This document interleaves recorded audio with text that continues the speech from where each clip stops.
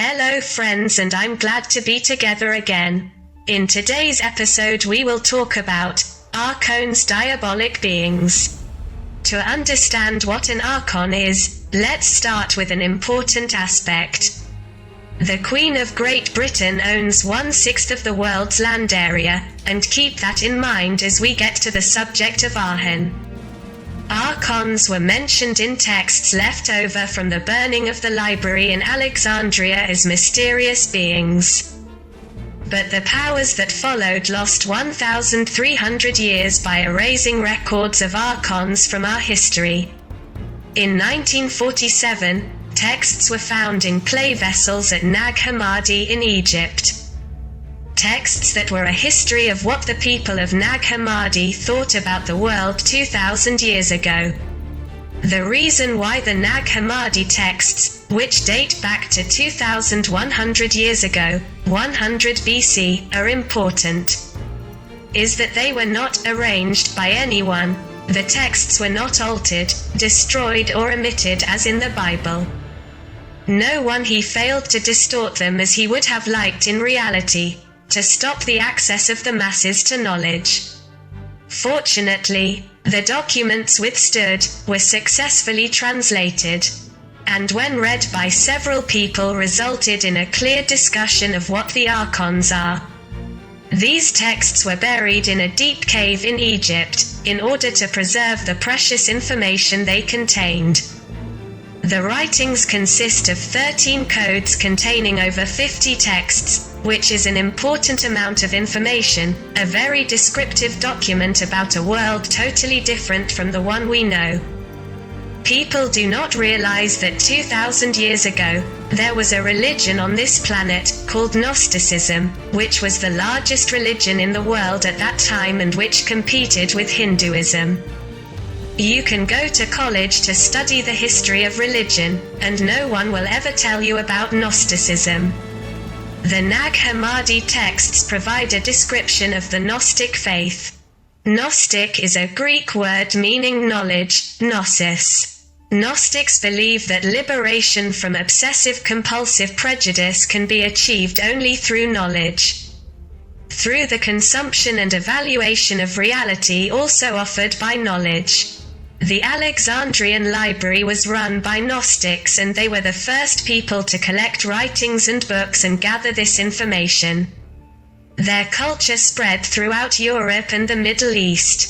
This was long before the emergence of Western religions derived from Judaism, which was concentrated in Israel.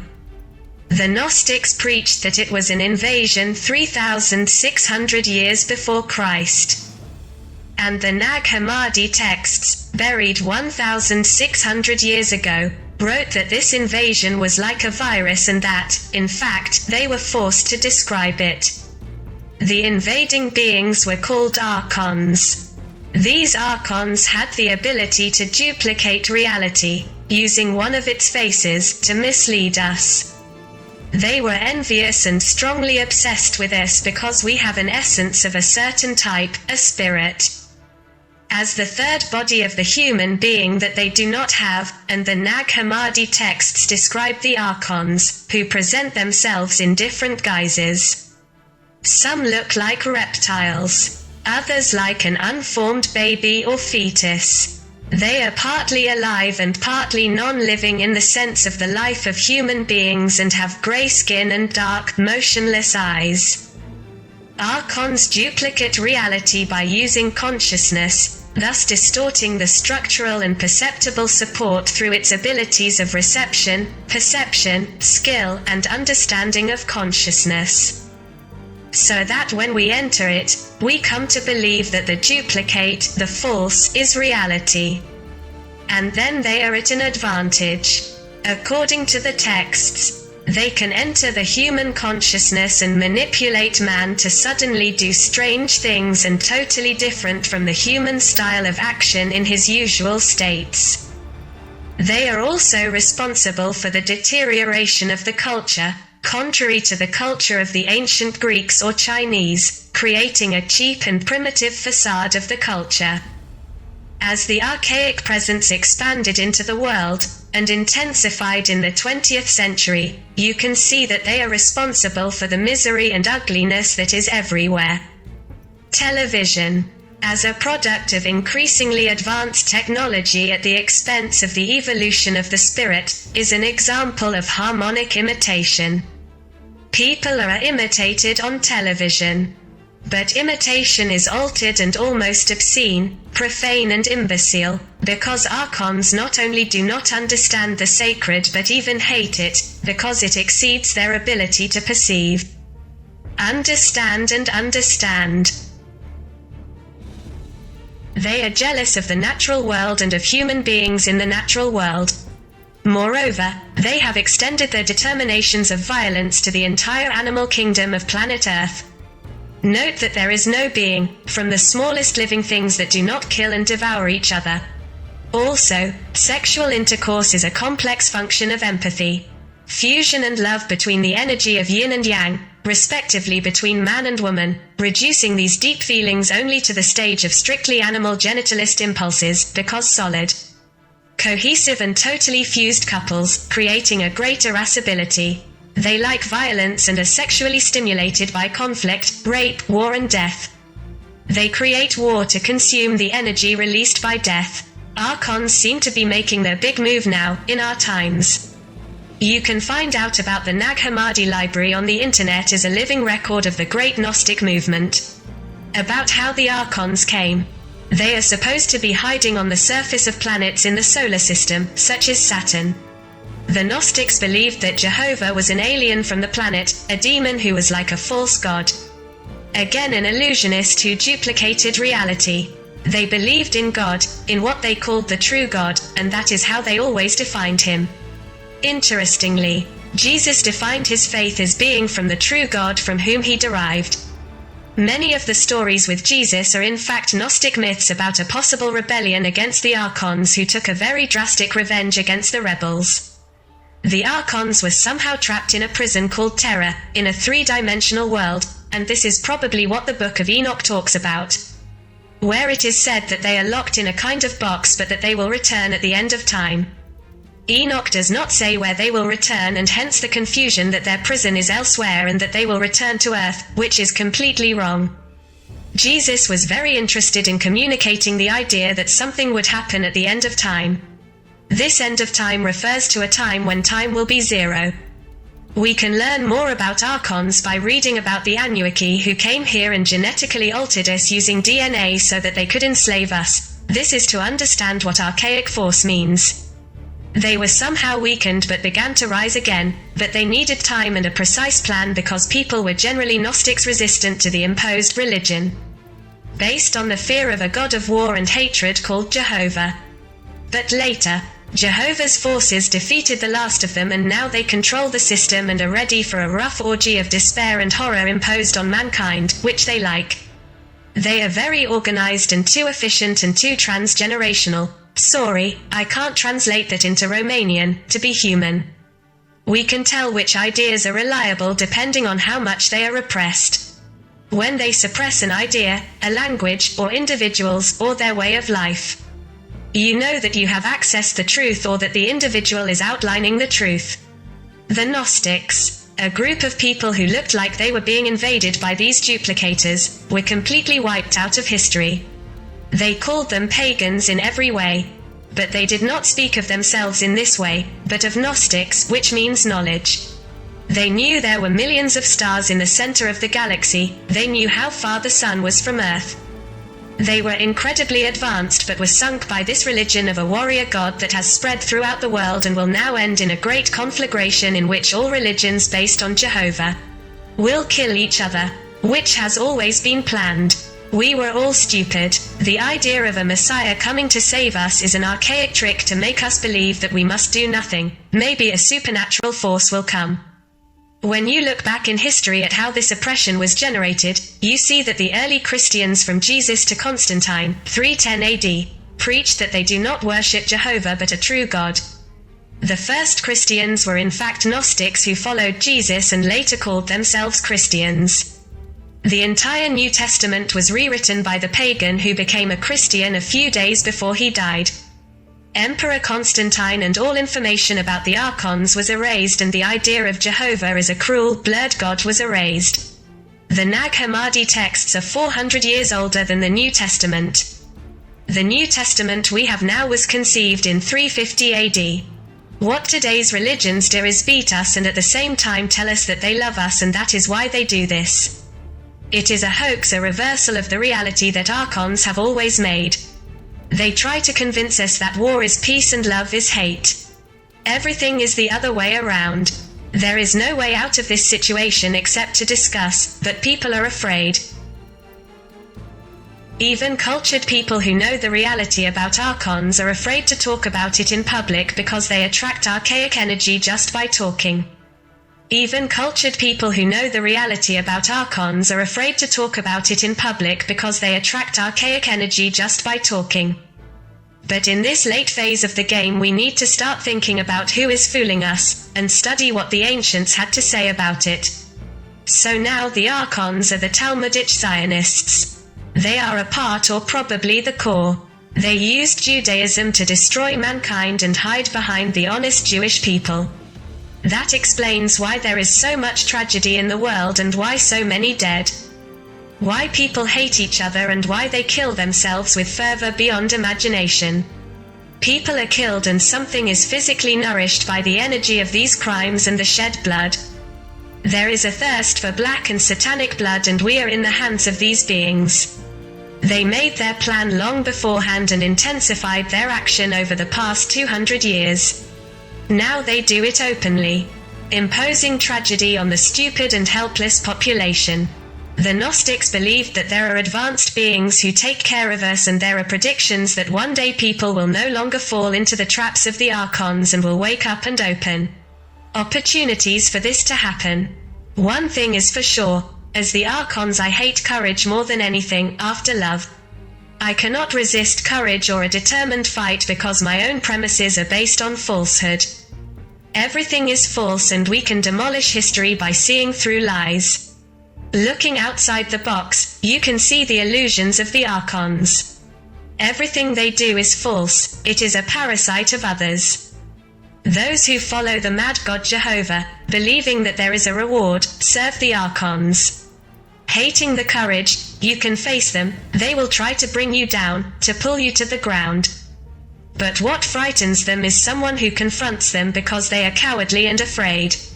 They do not believe in life after death and do not exist for them, but only for people who are of divine origin. That's what the Gnostics said, as well as that we are gifted with intelligence, reason, and logic, and that's what makes Archons so envious. Because we have this innate creative intelligence and we can solve any problem. The final test for humanity is to recognize the problem of Archons and look for solutions. The solution to this problem is to love each other unconditionally. Here I recall what Jesus said when asked by the Pharisees, which is the most valuable commandment. In fact, they were referring to the 10 given by Jehovah to Moses. Jesus answered them in a very surprising way. There are only 2 commandments: love the Lord your God with all your heart, with all your soul, and with all your strength, and with your neighbor as yourself. It should be noted, with great care, that Jesus did not specify a particular God but referred to the God of each one, as each one sees and conceives it. And then, referring to the second commandment, a question can be asked. What does it mean to love my neighbor as myself? What did he mean? From Gnostic thinking, it follows that by loving myself, I cannot lie in any form. Therefore, never lie to your neighbor. To the one next to you, any degree of closeness or kinship is between you. That drives the Archons crazy. They cannot stand family or man-to-woman love. And that is why they are doing everything to destroy this fusion, because empathy, fusion, and love are the 3 steps to happiness. If you look at the modern lifestyle, you see that it removes any trace of purity, even from children, so that children aged 6 to 7 see on TV things that no human being should see. The same is true of horror movies. It is an archetypal race to desensitize people to creating new levels of violence when they need it.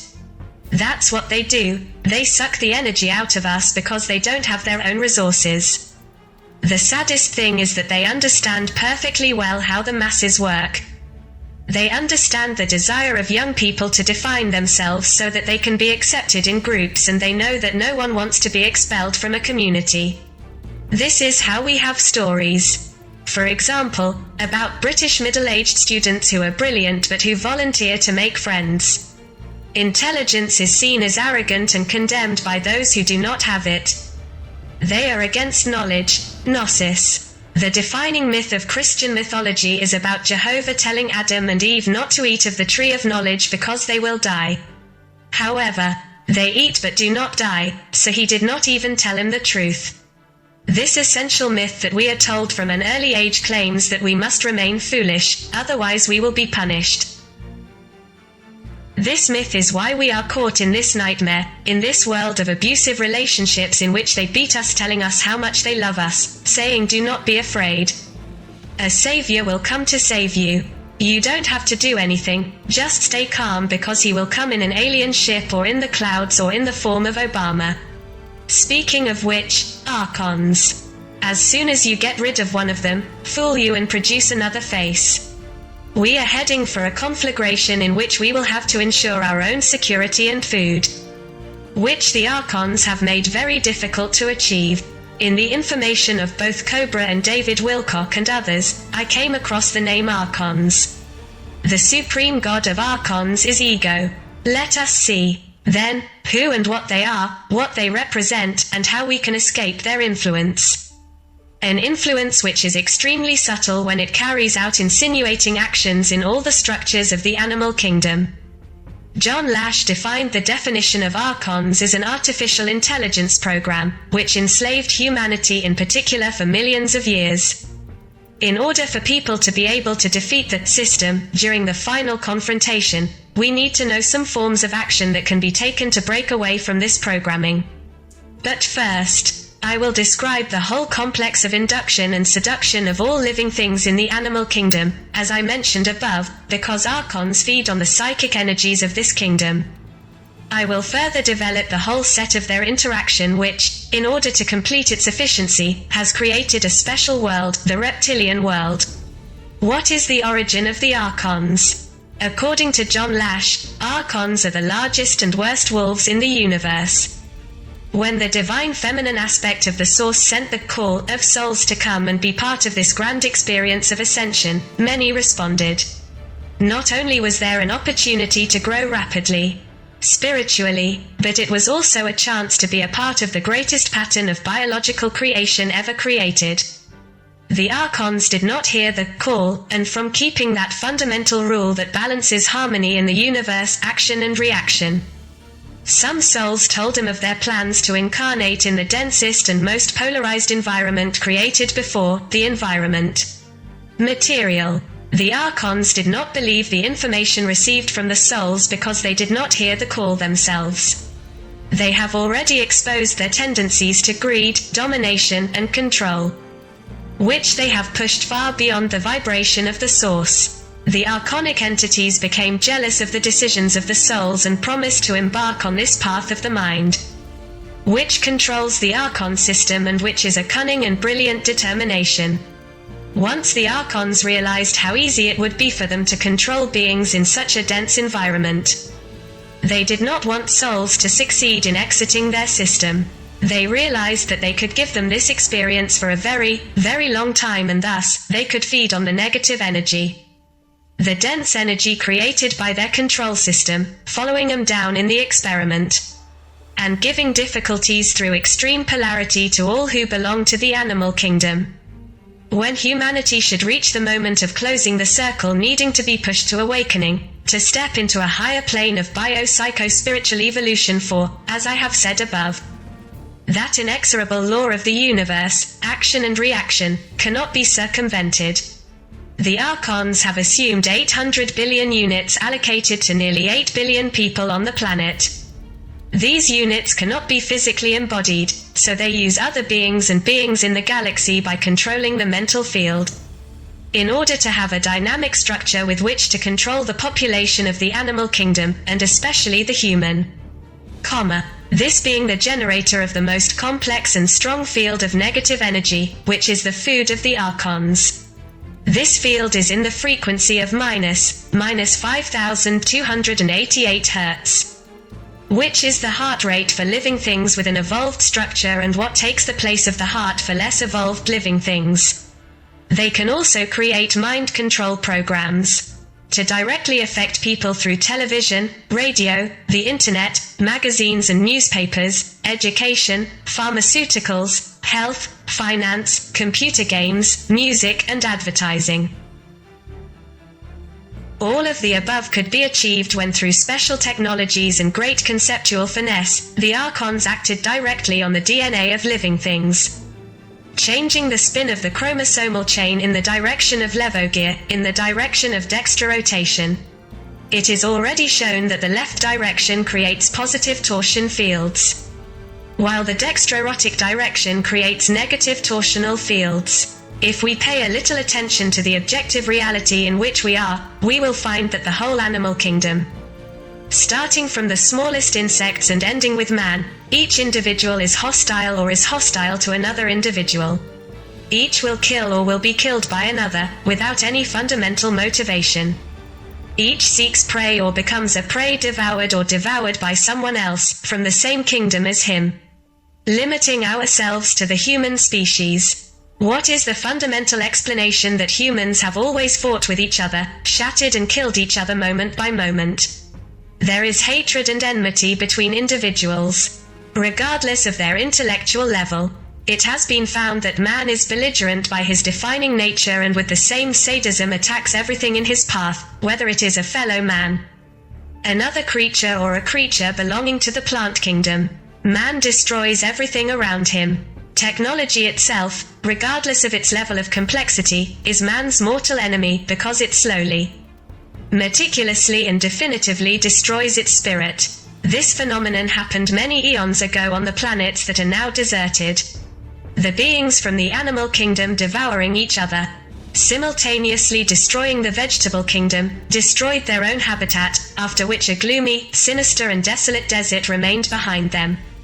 With a little focused attention on everyday reality, we can see that with each passing day, the planet Earth is slowly but surely degrading.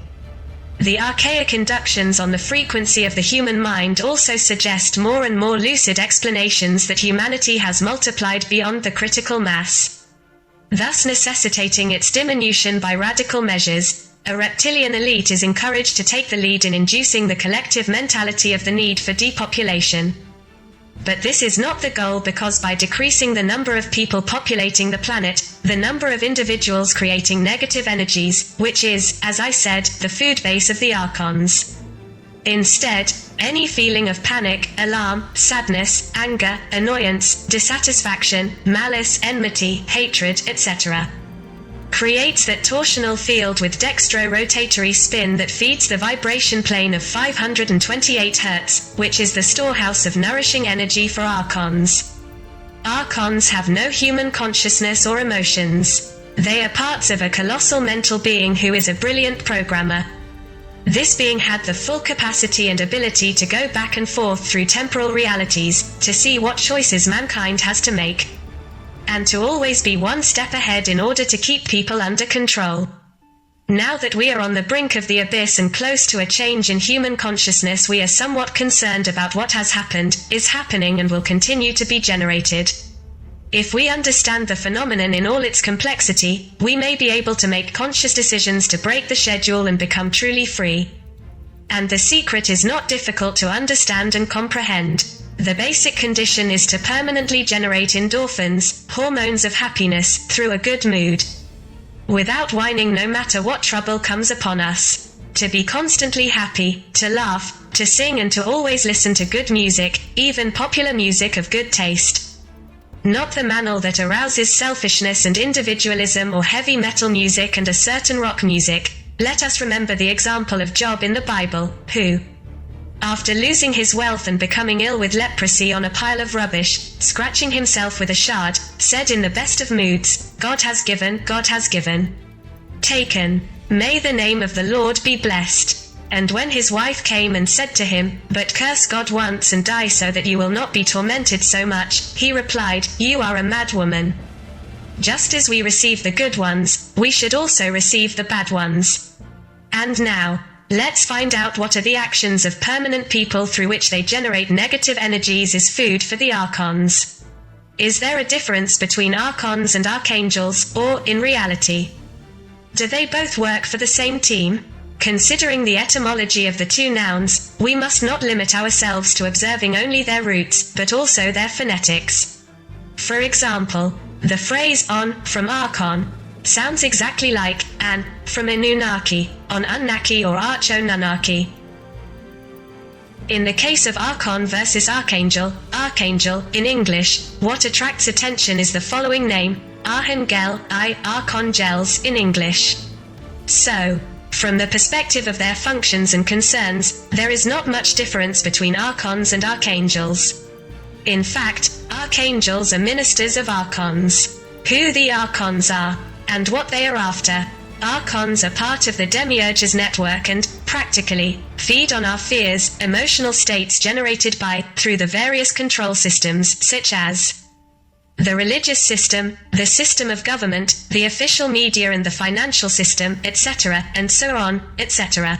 According to Cameron Day, Jehovah, Yahweh, IHVH, the God of Moses, plays a major role in this deception that uses fear as a tool of control. It is noteworthy that Yahweh was thirsty for blood as it results from the Old Testament. And he gave precise and clear instructions to Moses concerning the sacrifices so that not a drop of blood would be lost. This thirst for blood is a bizarre one given that even sacrificed animals and sometimes humans were part of the creative process. What did these sacrifices mean? Why did it take so much blood? These questions seem to remain unanswered because all arguments converge that Yahweh is a reptilian ruler, who proclaimed himself God, insisting on substituting himself for the total, fundamental, and absolute God, and manipulating mankind at will. But the bloodshed, even under the motive of ritual sacrifice, generates a dextro-rotatory energy field with a very high intensity. And the amplitude of this frequency of 528 Hz is huge. This is true for any of the religious systems that are based on the fear of divinity. In principle, archons imposes a position of domination over another person, or group of people, by violating and annihilating the right to manifest personal energy. Who are the archangels? And what are they pursuing? It seems that the archangels would work in the interest of mankind. In fact, they represent another level of enslavement, as they seem to control and guide our thoughts and actions. Looking at the names of all these archangels, it is easy to notice that each of them ends in he, Gabriel, Michael in English, Raphael, Uriel, Raguel, Remiel and Sarachael. Etymologically, he means God, but it is not the total, fundamental, and absolute God that Hermes Trismegistus also spoke of in the first law of Kybalion. These are the same beings as those mentioned in the Bible under the name Elohim. Which could answer the question, who are those of us and ours, as described in Genesis chapter 1 verse 26, where it says, "We, in our face and likeness." So, in essence, we can consider the archangel as the archon ang Elohim. The word of the archangels is often channeled through, by various people, who convey how dear we are to them and how much they love us, but rarely convey viable information about the future. Most often they make false promises, always offering vain hopes, predicting beneficial events that seem to be fulfilled in the near future. Events that never take place. The archangels represent the transmission belt of the archons, with the role of keeping us locked in this system of total control. Like the archons, the archangels also impose their domination over another person or group of people, thus violating the right of a being to the manifestation of his own energy, the right to his own will, in the case of the sewer, violating his right.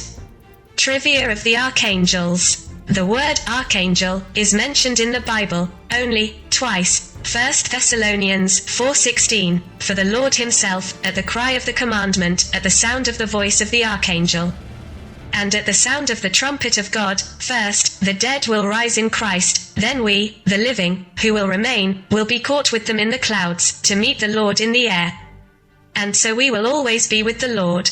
Judas 1-9. But even the archangel Michael, when he rebelled against the devil and quarreled with him for the body of Moses, did not dare to bring a mocking accusation against him, but only said, "The Lord rebuke you." The Jewish tradition celebrates 7 archangels: Michael, Gabriel, Raphael, Uriel, Raguel, Sarachael and Remiel. New Age followers believe that certain archangels control celestial bodies, as follows: Michael, the sun; Raphael, Mercury; Uriel, Venus; Melchizedek, the earth; Gabriel, Luna; Samuel, Mars; Zadkiel, Jupiter; Japhiel, Saturn.